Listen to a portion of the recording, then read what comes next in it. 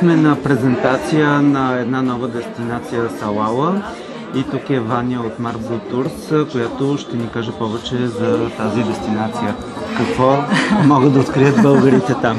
Българите могат да открият нещо изключително различно, нещо ново, нещо, което до сега не е предлагано на нашия пазар. И коренно различно от останалите арабски страни, от емирствата. Една изключително красива природа, тропически плажове на Индийския океан, зелени планини.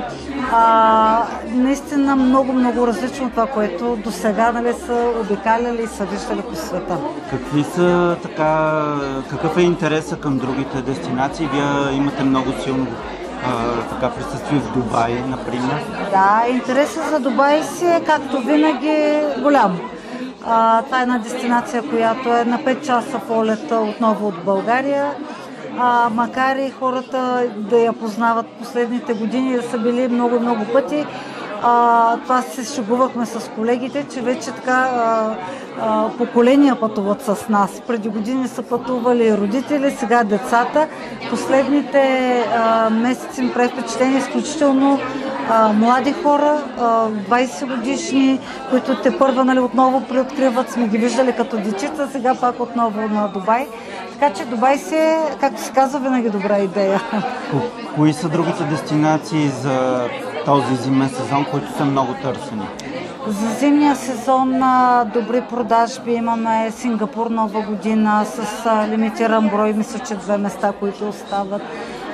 Имаме Оман също с Маскат, малко по-различна обиколна програма, която също много добре се продава.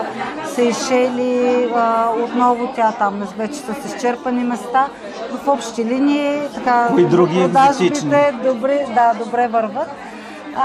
Кои други екзотични? Тайланд, традиционните имаме, традиционните Тайланд, имаме Индия, която също сега с група, която се върна оттам, и за зимните месеци още планирани няколко групи за Индия. Китай, Япония, изключително търсени този сезон, много добре продавани, почти вече с лимитирани изчерпани места.